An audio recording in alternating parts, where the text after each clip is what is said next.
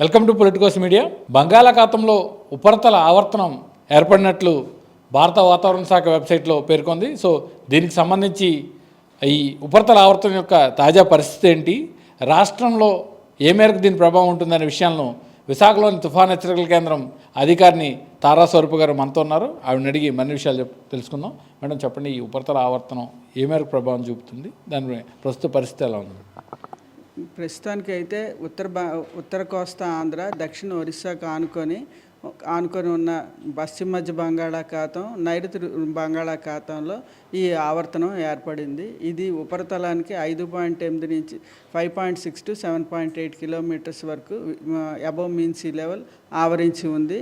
ఇది సౌత్కి కూడా టిల్ట్ అయి ఉందన్నమాట. దీని ప్రభావం వల్ల రాష్ట్రం అంతా ఒక మోస్తరు నుంచి చాలా చోట్ల వర్షాలు లేదా ఉరుములతో కూడిన జల్లులు పడే అవకాశం ఉన్నది. మన నార్త్ కోస్టల్ ఆంధ్రప్రదేశ్లో అయితే 1-2 చోట్ల భారీ వర్షాలు కూడా పడే అవకాశం ఉంది. 5.6 అంటే ఇది ఈ సముద్ర తీరంలో ఎటువంటి అలజడుకు? 5.8 అంటే సముద్రం ఉపరితలం నుంచి 5.8 కిలోమీటర్స్ హైట్కి అనమాట అది ఉంది.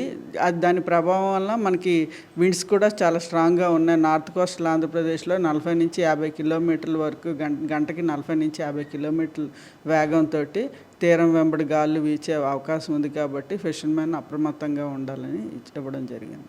ఇది అల్పపీడనంగా మారే అవకాశం ఏమైనా ఉందంటారా? అల్పపీడనంగా మారే అవకాశం అంటే ఇప్పుడు చెప్పలేమండి. అల్పపీడనంగా మారే అవకాశం చాలా తక్కువ. సో అంటే గాలులు ప్రభావం ఎలా ఉండబోతుంది? గాలులు స్ట్రాంగ్ విండ్స్ ఉంటాయండి. థండర్స్టార్మ్లో కూడా విండ్స్ స్ట్రాంగ్గా ఉంటాయని ఇచ్చామండి. ప్రస్తుతానికైతే ఫిషర్మ్యాన్కి కూడా వార్నింగ్ ఇవ్వడం జరిగింది. మేడం, మీరు చెప్పినట్టు దాదాపుగా ఏపీలోని చాలా జిల్లాల్లో వర్షపాతం నమోదయ్యే అవకాశం ఉందంటున్నారు. ఏమన్నా కొన్ని జిల్లాలకు స్పెసిఫిక్గా ఏమైనా మన అలర్ట్లు జారీ చేసే అవకాశం ఏమైనా ఉంది? కొన్ని జిల్లాలకు ఇచ్చామండి. అల్లూరు సీతారామరాజు, శ్రీకాకుళం, విజయనగరం, ఏఎస్ఆర్, పార్వతీపురం, మన్యం ఇవన్నీ జిల్లాలకి 1-2 చోట్ల భారీ వర్షాలు పడే అవకాశం ఉందని ఇవ్వడం జరిగింది. మేడం, ఈ తాజాగా రైతులు కానీ దేశ ప్రజలు కానీ ఎంతగానో ఎదురు చూసే ఈ నైరుతి ఋతుపవనాలు అంటే ముందుగానే దేశాన్ని తాకినప్పటికీ కొంచెం మందంగా అంటే కదిలే పరిస్థితి వచ్చింది గత కొంతకాలంగా. ఇప్పుడు తాజా పరిస్థితి ఎలా ఉందండి? అవి చురుగ్గా కదులుతున్నాయండి. ప్రస్తుతానికైతే జమ్మూ కాశ్మీర్ వరకు కవర్ అయిపోయాయండి. ఇంకా కొద్ది రోజుల్లో మొత్తం దేశం అంతా కవర్ అయిపోయే అవకాశం ఉంది. Thank you madam, thank you very much. అయితే నైరుతి ఋతుపవనాలకు సంబంధించి ఒక గుడ్ న్యూస్ అనేది చెప్పుకోవచ్చు. ఎందుకంటే జమ్మూ కాశ్మీర్ వరకు ఈ నైరుతి ఋతుపవనాలు వ్యాపించాయి.